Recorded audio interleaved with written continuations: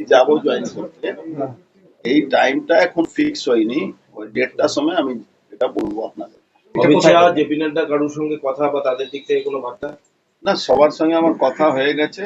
আমি তৃণমূল ছেড়ে দিয়েছি, আমি বিজেপিতে যাব। কিন্তু একটা যে